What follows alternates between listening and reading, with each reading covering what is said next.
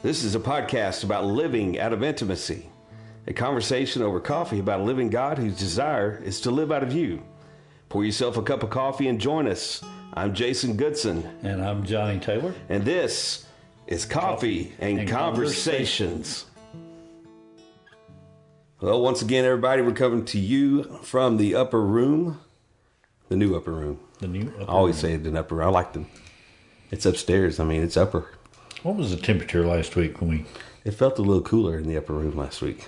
Yeah. But it was not as warm outside as it is now. It had started the week out freezing cold. And now we're in the middle 80s. Today. Today's the 18th of March? Is that right? Yeah. It's the 18th of March, and the rain is still falling. We've had one day without rain in almost we haven't had 10 days. Something like that? It feels like that. We haven't had a complete day of sunshine. I can't remember the last time that happened. So I feel like we moved to Seattle or something. You're right. That's kind of what I think. Who else said that? Everybody's been talking about that. It feels extremely weird. I can tell you that. I know we've had as much rain this year as Seattle has. So. Well, that's saying something. Well, you know, when you have, I can say this, rain fell today, but not as much. I mean, I guess overall it was quite a bit of rain. How much ended up falling? 3/4 of an inch. Okay, so which is a good bit. It didn't take much for the puddles to start reforming because the ground ain't gonna hold no more. I hadn't seen that kind of wet on the ground in that long. Yeah. I mean, it's been a while. I mean, the last 2 years I don't think we've seen as much rain this time of year. Yeah, you go about 200 miles to the west of here, dry as a bone. It's really crazy. The pattern's really. Yeah. I mean, don't hear me complain about weather. It's I can tell you what's frustrating is when you work with students in sports at the school, and all these coaches around here are just freaking out, man. The rescheduled game today got canceled. Rescheduled game got canceled to tomorrow. It's going to get canceled again, I promise you, because the field won't be ready. Yeah.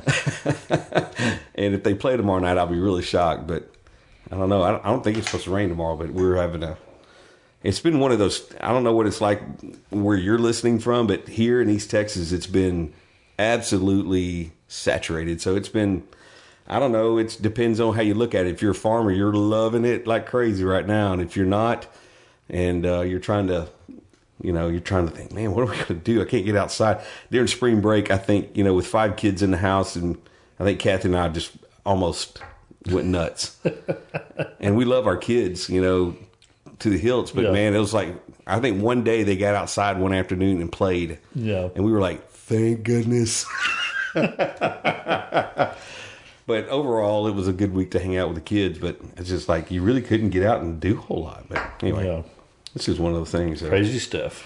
Well, we got back last week with podcasts, and it'd been over a year. Almost a year. That's right. Yeah. I always getting that mindset. It's been over a year, JT? No, it'd been like 10 months, I think. Well, maybe 11, something like that. And we always, and I remember in the past and now even, we want to hear from you guys who listen. And so, when you get on Facebook and go to Coffee and Conversation Podcast, like us, but also, comment, and so really say thank you to Jessica for her comments last week. And you don't know what that means to me and JT to see what you're thinking and reading. So the comments are very special to us as well, because it's always cool to see how God's connecting with you, the listener. Yeah. And so pretty cool stuff, I was trying to remember where that comment was so I could... It was really good. Like, I was going to say, it's worth the read. It's worth going out there and finding it. Right. It's on one of the... I was trying to find what it was. Oh, it was on the whiteboard, I believe, post. Okay. Yeah, from last week. And the question from last week was, what's the first thing that comes to mind when you think about your relationship with God? And we had typical response and atypical and, and basically the intimacy and doing and not doing and learning just to be. And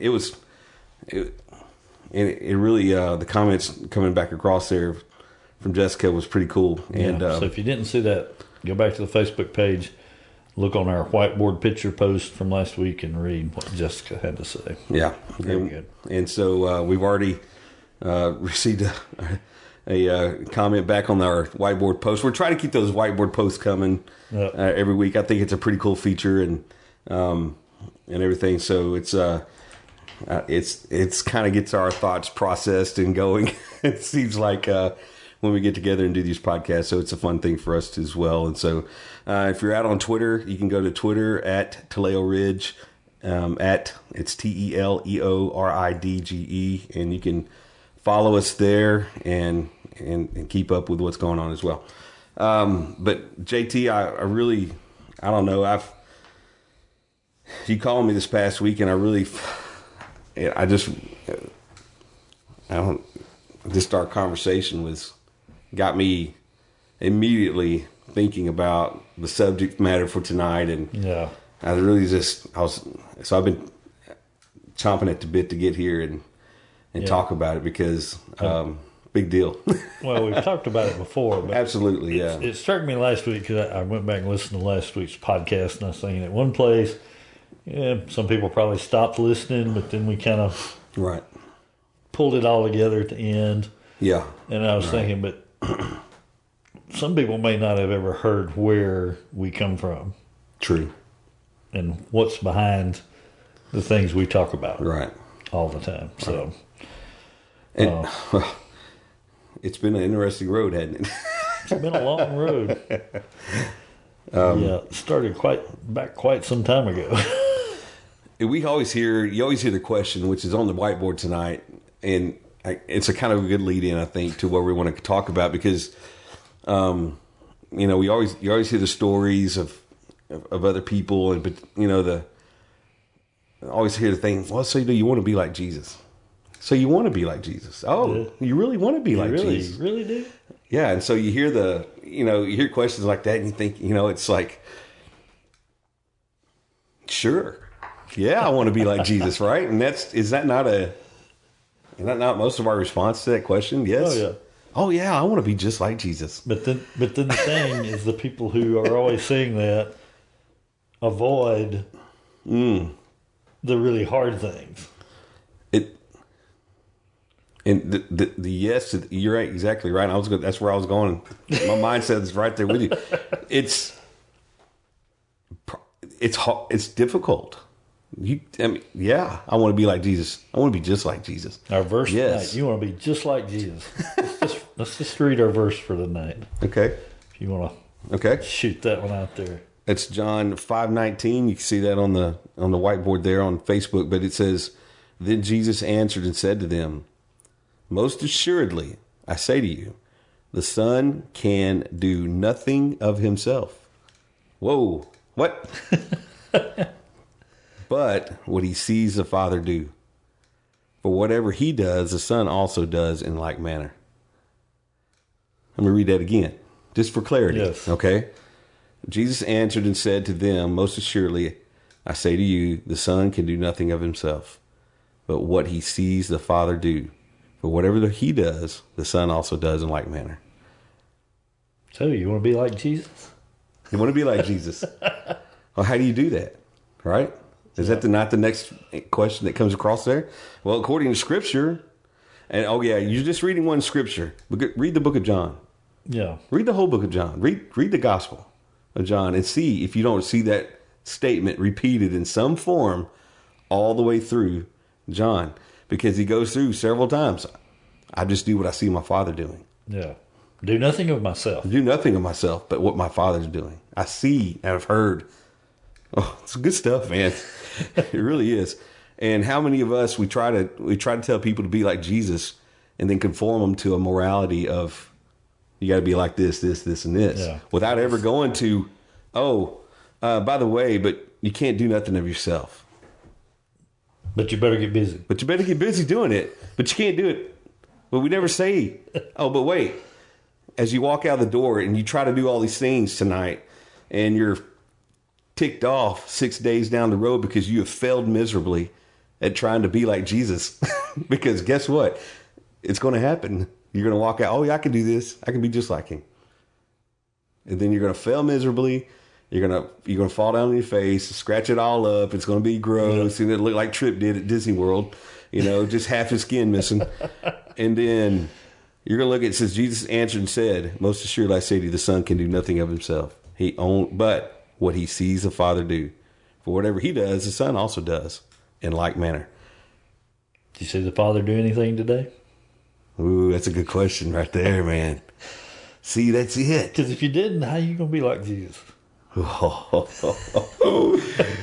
Man. And how are you going to see what the Father does? See, boy, I tell you what, man.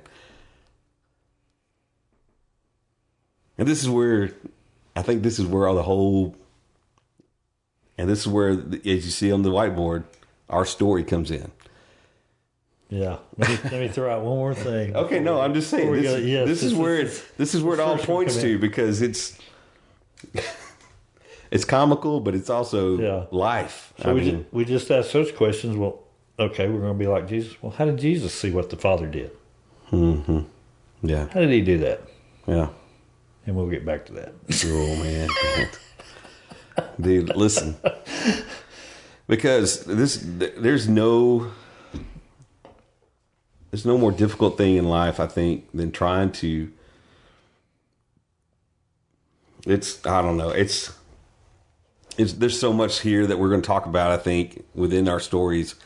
And please be patient and listen and sit back and just hear what's being said, because there's a lot of things we've gone through to get to where we are now. And I can sit here and tell you, I'm not worried about trying to figure it out anymore. I can tell you that. But at the same time, the journey here to this spot it's been treacherous at some points, but it's really been fun the whole time, ultimately. But it's exciting. JT and I. Well, I'll say something right here. Yeah. And we can bear witness of each other. Yeah. We're a couple of messed up dudes. And we laugh because we know it's true. Yeah. But we'll get around to that later too. Oh, where to start? Yeah. I guess I ought to start since mine starts earlier. Okay. Yeah. Just thinking through, why are we here? What drives us? And to understand that, I think we need to tell where we began. Right. And where I began was when I was 18. Right. I'll begin that ain't where I began. Right. Yeah. That's where I'm going to start the story because I'll say, I always believed in God as far as I remember. I don't remember a time I didn't believe in God as a kid. Mm-hmm. That was just growing up in the South. God was just God. That's right. Went to church a little bit, not much. Heard the gospel quite a few times. Mm-hmm. No way you're not going to hear the gospel. Right. Living in the South. Right. Got to a point, just to make a fairly long story short, sat down with my brother one night and we just got to talking about different things. And this was the funny thing. I knew I believed in God. I don't know that I'd ever said, hey, God, you do whatever. I can't. I've looked at the world around me. It's pretty miserable shape. Most of the people I see are pretty miserable. Most of the ones that say they believe in you and have faith in you are pretty miserable. Yeah. But, but just got to that point that night and just said, okay, God, you do whatever. You take it. I give up. Right. Should have left it at that. But anyway, and I didn't expect anything. Yeah. I hadn't been told. Right. I didn't know there was anything different than what I'd already been doing. Right. I was a pretty decent kid as far as decency goes and everything, But I just remember, and I don't know how to even describe it, but these are the things I didn't expect that happened. Mm-hmm. The next day, I wanted to read my Bible. It was like, I knew that was a good thing all along, but never really had a desire to do it. Right. Thought I was supposed to, but right. What desire? I wanted to be around other people that love God. Right. Those were probably the two main things, but just saw a total difference on the inside of motive right out here of what I wanted to see happen, which was very strange to me because I did not expect anything. Right.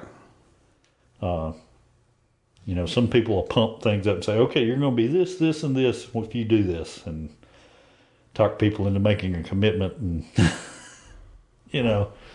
but I didn't expect anything. But there was major change. And when I said I should have left it at those desires and following those desires, spent the next 3 years, because of the teaching I was exposed to, and it's all God's plan. Right. So it was the things that I had to go through to get to where I am now. Mm-hmm. But all these things that all of a sudden had a desire to do. I had a desire to talk to God. Mm-hmm. Never had that before. Yeah. All those things I had a desire and started doing from that day on. All of a sudden I was being told, these are the things you have to do. Mm-hmm. If you don't do them, God's not going to be happy. Right. And this is how if you do all these things, that's being like Jesus. Right. 3 years down the road, 3.5, something like that, I'm basically more miserable than I was the day before that all happened to begin with. Here I thought I found the answer, all this stuff changed, and now I'm looking at myself and I feel like I'm worse off than I was back then. Mm-hmm. And so it's what's the deal here? Didn't have any desire to read the Bible anymore. Really didn't have any desire to pray. Was still doing it. Right. Had been doing it. Yeah. That was part of the problem because I realized I was doing more than the leaders around me for the that I could see. Yeah. It seemed like I was doing more than they were, and yet I was a miserable person, to say the least. Right. To the point of like, okay, I kind of wanted to die before. Mm-hmm. Now I thought I found the answer. It doesn't seem to be the answer. Now I really want to die. This ain't worth it. Right. But remember, I had told some people I would run sound for this retreat. Now this is going to sound really stupid because it was a silence retreat and I'm running sound for it. Mm-hmm. But they had a speaker that was the only thing that anybody said all weekend was he would get up and speak. Right. For 30 or 40 minutes every night. Right. But other than that, I went and sat in my van and just stayed away from everybody. Although a friend of mine from church pointed out a book on a table. They had books you could read and stuff, and he pointed out this book. So I picked it up and I carried it with me, and I sat in my van that day and I read it. Name was Practice of the Presence of God. Oh my gosh. Yeah. By Brother Lawrence. And I remember sitting there, just a little short book. Not very many pages, but it talked out about how Brother Lawrence, his struggle with life, his desire to love God. And when I was reading those words about the desire to know God and love God, it just burned. Right. And it reminded me of that day 3.5 years before. And what had seemed to have died, all of that, like, just wakened it back up. And just read that book, and I think the statement in there was, he said he wouldn't do anything except for the love of God. Yes. Yes. And he made another statement. He said he was surprised when he fell. He was surprised that he didn't do it more. Mm-hmm. Hmm. And those statements just caught a hold of me. And I remember going and sitting out on the side of the lake, and I remember telling God, I don't care if I fall 1,000 times a day, I want to know you. And I'm not going to do anything ever again unless you put a desire in my heart to do it. not out of a have to, but if you put a desire that I want to do this, just like I wanted to read my Bible the day after, I said, hey, you do whatever you're going to do, take over, I give up. And I quit. I gave up again. Like I said, I should have left it at that to start with. I was in the right place to begin with. And I quit everything. For 3 months, I didn't do nothing. Right. And slowly but surely, some of those things started coming back. Not on a huge scale. And one of the things I'm going to ask God one of these days when face to face is, why did my desire for Scripture never go back to what it was? Right. I can't generate that desire or anything else. Right. But I'm not going to do something unless God puts a desire in my heart to do it. I don't care what it is. Right. But anyway. Wow. Okay. My story, I'd say at the age of 16, I don't know, mine's a little different before the age of 16 than yours, simply because of the fact that I was drugged to church every time the doors were open. So I did hear the gospel in the South, like you were, different South, you know. Yeah. Same gospel. Same gospel. Same belt buckle, you know, almost. It kind of clicks there. And from that period of, you know, of being baptized at the age of 8, thinking I'd been saved because somebody told me I was saved, you know, was really I felt like I probably had it all together and didn't care.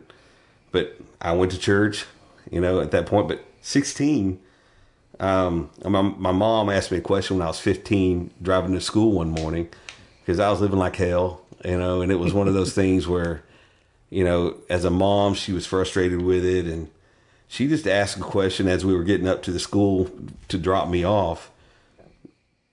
You remember being saved when you were 8?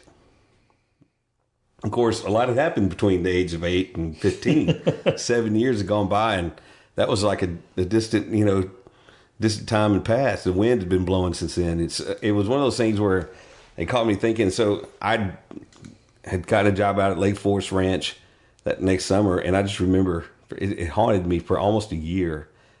Every time I went to church, the doors open, just thinking, all right, there's something different here. But what clicked was the fact that I saw everybody with a closeness that I didn't have, and I didn't understand that. And I wanted, I think ultimately, and we talked about a fellow named Michael Holt earlier. He was there the week that this happened. Yeah. And, which was kind of the connection with that.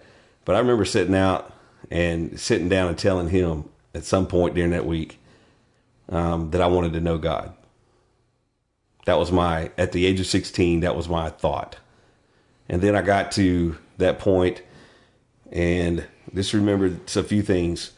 And not that I was like scared of anything, but I was desperately in this process of being like, you know, I've never felt more distant from God. I never felt more, because being in church all my life, I thought I was close to God, but I never really was. And so I just remember sitting there going, all right, God, I can't do this anymore. And really, it was almost a helpless feeling for the first time, really understanding what that meant. And then, so I'd say at that point was that experience of conversion, going, all right, God, I believe in you at this point, and I can't do it. That was the main thing. I can't do it. You can, you know, me moving forward. And from like 16 to age 22, in that period of time frame, I just crammed everything I could in 6 years that I thought I needed to know about God to be a Christian and live life, and wear the hairstyle in the right direction, and you know, so I crammed in all I could. I memorized verses, read the Bible, went through all the basic. Anytime a discipleship thing was going on, I was there at. You know, even I think I even led a few of these things. Kind of like lining up those ducks with an electric cattle prod. Yes. Sign me up. I want the pain. You know what I'm saying? And so I go to East Texas Baptist University, graduate high school, go to East Texas Baptist University, and here again, I just invest myself over the top stuff. I'm talking in every freshman family ministry, playing guitar. I was doing all kinds of stuff. Anyways, and then I had what I call a yelling match with God in one of my rooms, and just said, "All right, God, I'm tired of this Christian crap. I can't, here it is. I felt really saved. I knew I was saved. I had no doubt in my mind I was saved, and it just had a relationship with God. But there again, 6 years later, I feel no more. I felt just as distant as I did that day at 16, like you were talking about earlier. But I was just like, all right, I'm tired of this Christian crap. This was all. I'm out. I just remember telling him, I'm out. And if you don't show, and I said, if you don't show up, is what I said, then I'm done. And that's 3 days later, is when the whole arrest thing happened. When I was driving, I was going 75 and 55 here on the Farm Road 1801 here in East Texas. And I just remember going, all right, have pulled over, I get arrested, and all, that's like a 3-hour story. So, but the whole thing there was my first taste of grace happened at 22. That summer I went to Lake Forest Ranch and I read Practice the Presence of God for the first time. I read, The Pursuit of God. I read these things I'd never looked at before. Scripture all of a sudden started opening up, but I tasted, and this was the funny part of this, is that from that point on, at the age of 22, I had a taste of grace, something that was different, something that was sweet, it was good, but I still didn't have any identity. I still didn't have me. I felt like, okay, I went from being a Stephen Curtis Chapman Christian to being a graced, faith-based Christian. And what I was doing, what I said to you earlier, is this: I was trying to wear everybody else's clothes in this process. I was trying to be my heroes. I was trying to, jump into that suit, and be that person, and wanting to be like these grace faith heroes that I listened to Joe Shelton, I listened to Larry, I listened to you guys, Rich and everybody at the camp. And there was a lot of people that came through that summer that really just affected me deeply. And it's like, I want to be like that guy. How do I do that right now? I want that right now.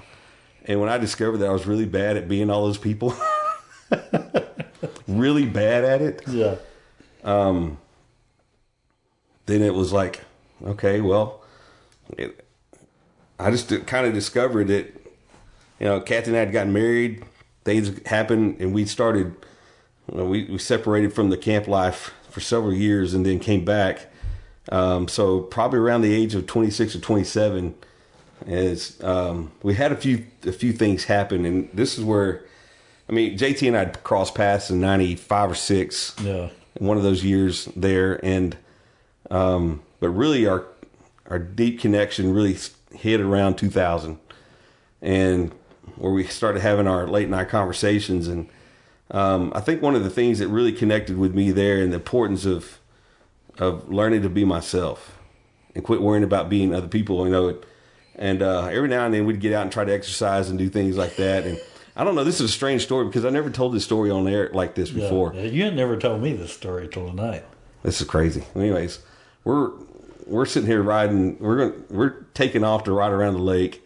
I think in the first lap of our stretch or something, we'd gone around twice, we were going to go around twice, I think is what it was.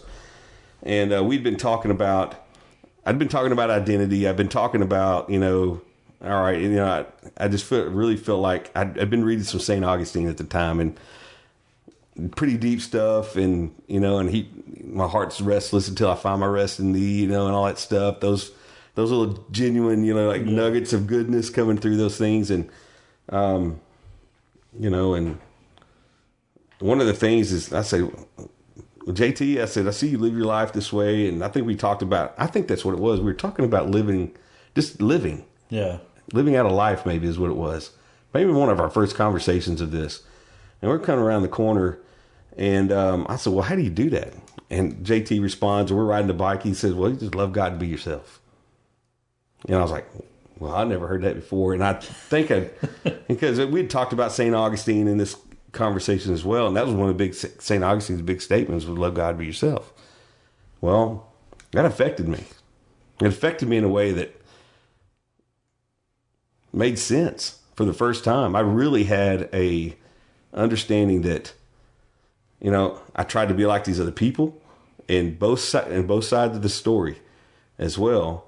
And then I was trying to conform people to be like me. How bad is that, right? Well, I think that was really when it all started to connect. That, man, I just needed to just be myself, and learning to be myself is really where it got hard. Yeah, because I'd lived as these identities in the Christian faith for so long. Otherwise, I didn't know how to be somebody else. Well, most of the time we don't know who we are to start with, so it's really hard. Yeah, right. We don't come out of an understanding of who we are. Right. It's pretty scary. Yeah. In that aspect of it. But when we started intertwining and having these conversations, that's when like I said, that's when everything started connecting for me, and all the light bulbs started going off, and because there's a lot of times and moments in those conversations where I was just like, there's no way this can be true. But all of a sudden it was like, yeah, I can see how this works. Okay. Oh, it was mostly like, yeah, but I just walked away mad a lot. I remember that. Oh. Because what was going on is it felt like I was being deconstructed, but there was nobody to build it back up. Yeah. That's what it felt like. It felt like this. Pat you on the back. Oh, you're doing a good job. Yeah, exactly. There was no, there was nothing on the horizon saying you're going to be okay. I didn't feel like I was going to be okay, but I knew, okay, this makes sense. I don't know. It may be that point in my life where I was probably most at peace, with the understanding of knowing that I didn't have to worry about trying to do something else.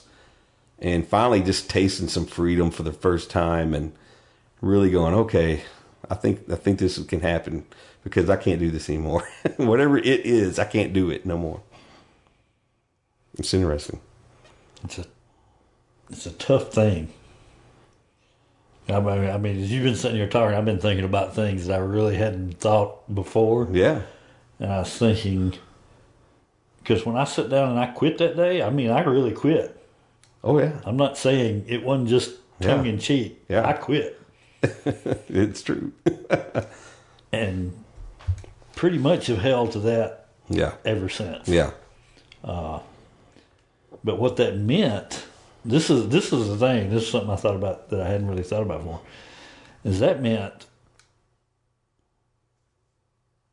other than a person or two, I didn't really tell what was going on. Yeah. Because I remember. I was not fitting the mold. Right. The things I was doing was not fitting the mold of everybody else. Oh no, it was not. That's why Jason got mad a few times. And during that time, people didn't really talk about grace, right, or dependence upon God that much then. When I started down this trail, I remember us hearing Dave Busby for the first time. We were like, hey, yeah, right. This is the first person I've heard saying this anywhere. Right. And just thinking that was a hard path to walk. Yeah. But I knew how miserable the other was. Oh, yeah. Yeah. And so there was, and it's funny, I was thinking about, why have I never gotten back that heart desire like I had then for Scripture? And Jason can tell you I love Scripture. Oh, absolutely. But as far as sitting down and reading, mm-hmm. I can't just do it to do it. Right. Still can't just do it to do it. Yet he reads a lot of it. It's the funny part of it. Yeah. He does. Especially when we do stuff like this. Yeah. But just sitting here thinking while I was listening to Jason, it struck me that God was not going to let me do my path. He was not going to let me walk a path like I'd ever seen anybody walk before. Mm-hmm. Yeah. And that has driven into me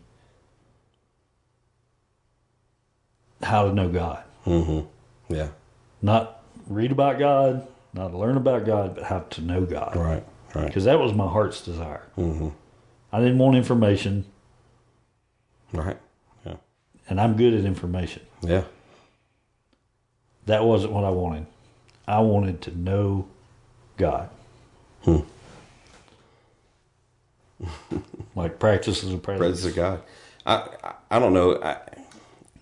I think the thing too is learning. The biggest deal for me is been learning not to is not to try to get in the way of what God is going to do, even on a day-to-day basis, and me being willing to try to do what John 5:19 is saying here.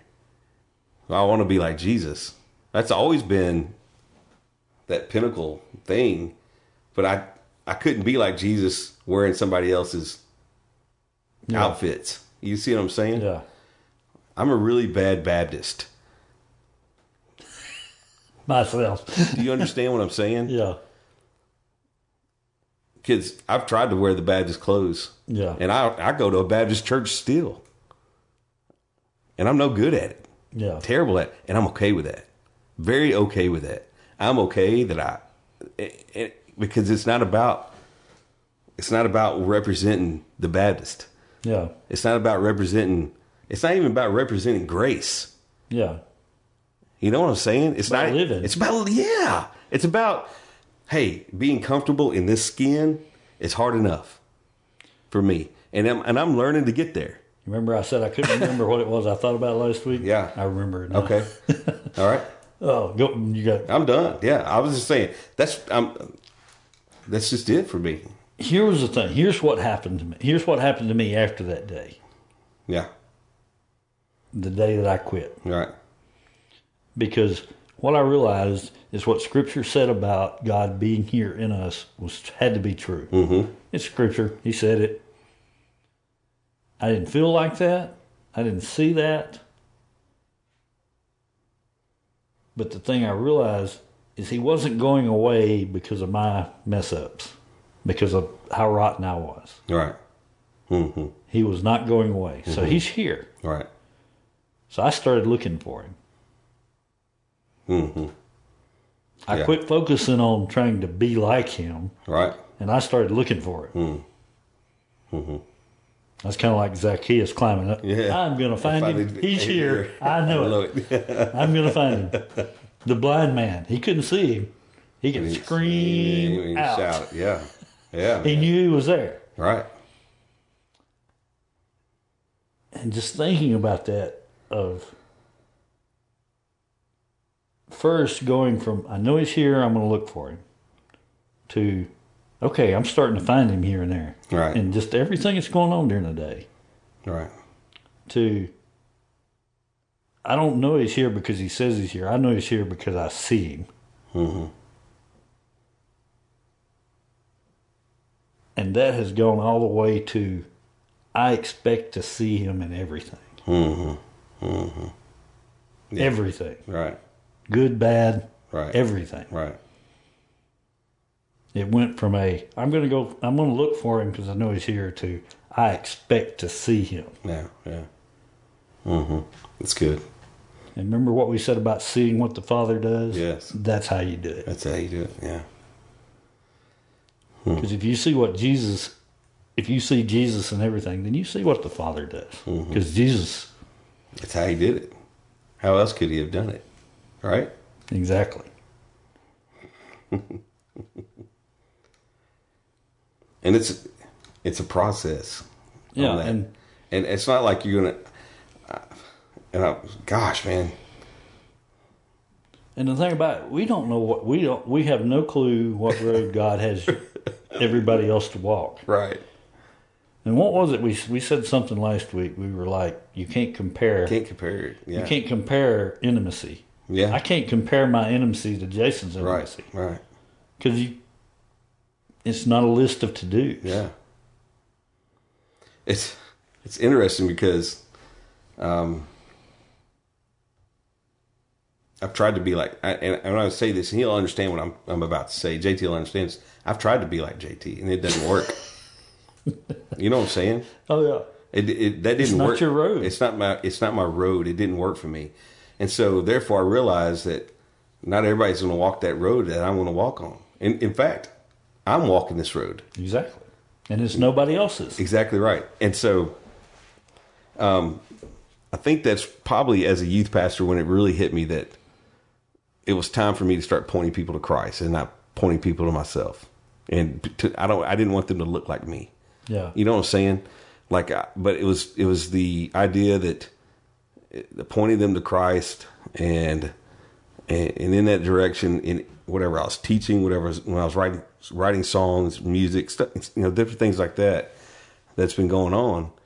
But it's always like, all right, let's point people to Jesus here, because, man, ultimately, what happened for me was he's the best thing for me. Yeah. when Paul said to be an imitator of him, yeah, like he was an imitator of Christ, it had nothing to do with a list of what he did. Right. Absolutely nothing. Right. Yeah. It had to do with his heart to walk the path God set before him. Exactly right. Everybody didn't get martyred for Christ. Mm-hmm. Some of them lived through and died of old age. Right. All kinds of different stories. Mm-hmm. Our kind of theme verse, that Christ might be made manifest in our mortal bodies. Yeah. God is infinite. And you're not going to see all of God through these finite bodies. Mm-hmm. So he's going to manifest different things in different people. Exactly right. Paths are going to be different. How you get there. A guy named Leonard Ravenhill. He prayed 8 hours a day on his knees. Oof. Yeah. Not my path. Nothing wrong with his path. Mm-hmm. It was perfect for him. Mm-hmm. But how God decides to bring you to intimacy with him is up to him. And it's not going to look. Good. Yeah. It's not going to look like anybody else. There may be things that are similar. Right. But it's not going to be the same one. Yeah. And you've got to see, and I don't want you to take this as a to-do. Right. But you've got to see what the Father's doing and do it. And it won't be about, I got to do this. No, it'll just be, when you see him doing it, it'll be the desire of your heart. That's right. To do the same thing. Because it's perfect. Mm-hmm. Quit worrying about what you're supposed to do 10 years from now. And get in touch with what the Father's doing right this moment. Yeah. That's good stuff. It's good. Think about you as the listener here, and where God has you on your journey right now, and what he's going to do through you and in you, and how does that translate? I don't know. That's the deal, is that, well, That's it's it. It's kind of the only thing I want to know about somebody, really want to know about somebody else. Yeah. Do you love God? Yeah. You want to know him? Yeah. The burning desire. Yeah. It's cool. Because if being like Jesus is just a list of things you're going to mark off that you've accomplished or done, it's not knowing him. No. Rarely do you experience anything when you're trying to do a to-do list. No. Especially when knowing something. Other than frustration and that's misery. exactly. There's no peace. That was one of the things back at the end of that 3.5 years. Yeah, yeah. I had no peace. No, what was it I wrote down earlier? No joy, especially no joy. Yeah. Oh, I was miserable. It's almost like a death period you're going through. Yeah, there was no life. Right. There was no life in it. And I could mark off most of the list. Yeah. If you had this list of things to do, I could mark off most of them. Whew. But it wasn't about that list. I'm glad I chunked that list that day. Only reason I'm still alive, of course, that was God's plan. That's right. Yeah. Had to meet up with Jason down the road. That's right. Yeah. It's been a journey, boy. It's been man. it's been cool. man, and I don't know. I tell you this, I very rarely do I want to miss opportunities like this. You know, there's days in your life where, I don't know. This is,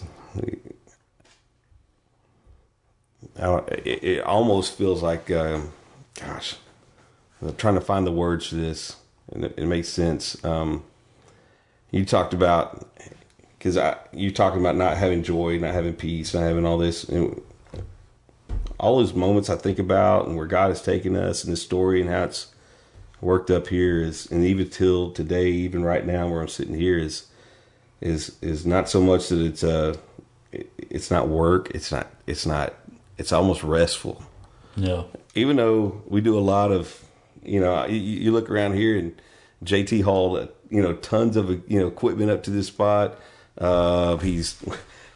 There's things that we've done, like you're tired, you're worn out, body's physically. Yeah. There's things, yeah. Getting old. It's not exactly, but it's not like, I mean, you don't have to be tired to be a Christian. You don't have to be tired to enjoy a relationship with God. You don't have to be tired to be you walking this pathway in intimacy with Jesus. And what I'm saying is this, is don't try so hard that you're worrying about it every day. Get to the place where you're okay just with, hey, I had a great day today. Oh, wait, I struggled today? Yeah, I struggled today. It was a hard day. But I'm still okay with me. Why? Because Christ alone. That's it. And living by faith. Jesus, that's it. Jesus believed who he was. Exactly. He knew he was one with the Father. And he's made us the same thing. Yeah. And that was the thing where I started looking for God. Right. Yeah. Because I started to think, hey, this has got to be true, so God must be here. Right. And after a while, faith became sight. Right. Not totally, but way more than it was then.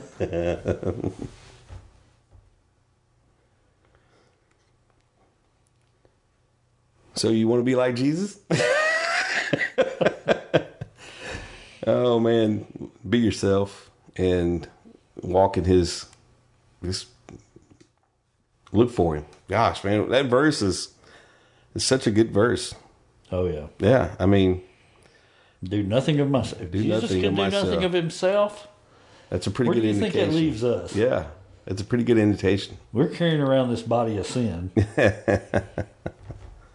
And he could do nothing of himself, and he was perfect. Wow, that's crazy, man. That's good, though. That's good. Only what he saw the Father doing. Well, we look forward to hearing your comments again. Oh, yeah. And God willing, we'll be back next week. Yeah. I don't see, it's always a good way to leave it. God willing, we'll see you next week, and enjoy your week. Be yourself.